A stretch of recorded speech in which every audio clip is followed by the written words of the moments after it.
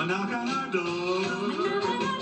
We've been waiting for you. Been waiting for you. With her unique blonde pigtails and ditzy charm, Suzanne Summers captivated the country. Her comedic timing as Chrissy on the hit sitcom Three's Company helped launch her as one of the most popular women on television in the late 70s. Well, this is typical, getting a girl pregnant.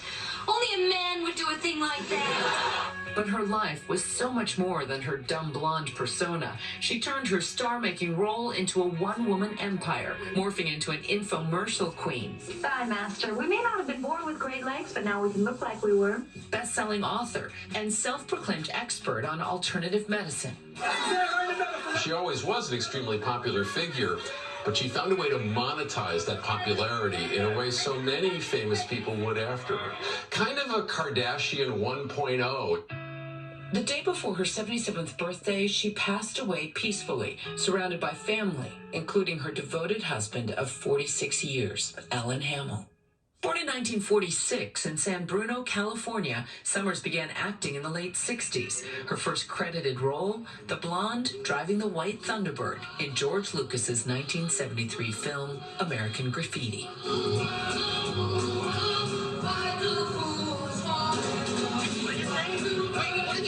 But her life changed when she landed the role of Chrissy, one of three platonic roommates on Three's Company. I always say it's the little homey touches that make a home homier. I was always really proud of that character because she had a moral code. She wouldn't take your husband or boyfriend. She'd never lie to you. The ABC show became a smash hit, and Summers became a household name. She spoke to Barbara Walters in 1979. Do you think of yourself as sexy? Yeah, but I am. Yeah, my husband thinks I'm sexy, and I believe him. But Summers left the show on bad terms after just 5 seasons. She says she demanded to be paid the same as her male co-star, John Ritter. I was the first female who asked to be paid parity with men, and I got shot down. So who would have thought that Chrissy Snow would be the feminist? When she held out to get more money from Three's Company, but that really paved the way for more primetime stars to insist that they get paid what they're worth.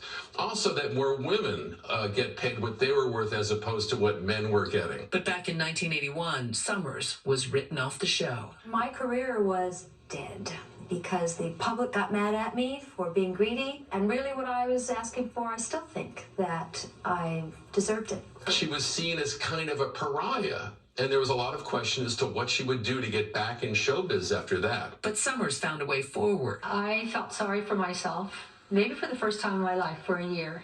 And then one day I heard a voice, I hear voices, and it said, why are you focused on what you don't have? Why don't you focus on what you do have? And then my voice in my head said, you have enormous visibility. Everybody in this country knows your name.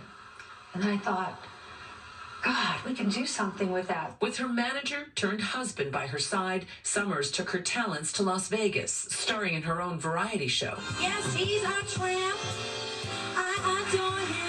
And proudly leveraged her famous face and signature good looks to become a savvy marketer and infomercial royalty, most famously for the Thigh Master. It became a phenomenon, and we ended up selling over 10 million Thigh Masters.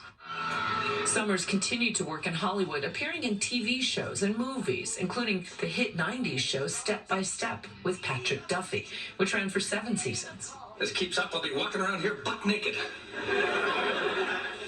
I have no problem with that. Buck. Summers never shied away from her age. You know what this is, Suzanne? That's the fountain of youth. Right. You own it, apparently. I spoke with her in 2012 at her home in Palm Springs. Celebrities would never sit down and say, I'm 65. Right. Look at me. So I'm saying that because I want you one day when you're this age to go, Suzanne did it. I can do it too. Embodying the mantra, you're only as old as you feel, at 68, she lit up the stage on Dancing with the Stars. I honestly love my age. I love it. I look forward to next year. As long as I can still wear my high heels and my short skirts. Summers insisted that her vitality came from a non-traditional approach to health and wellness. She wrote 25 books on the subject, including 14 bestsellers, at times drawing controversy. Some of what Summers advocates in her books is not backed up by the mainstream medical community. Yeah, everybody's different. All I can do is put it out there. I feel that by example, others will want what I have. In 2000, she was first diagnosed with breast cancer. This July, Summers announced her breast cancer had returned, writing on Instagram, "I know how to put on my battle gear, and I'm a fighter." The night before she died, Summers read a poem from her husband, which he shared on Instagram, describing their love. "There are no words, there are no actions, no promises. We are one. I am in love with you, my beautiful Suzanne, for all of eternity." The message is be grateful for the highs and be grateful for the lows, because it's in the lows where you learn. When you're down here, you got the blues and nothing's going your way, that's the opportunity right in there.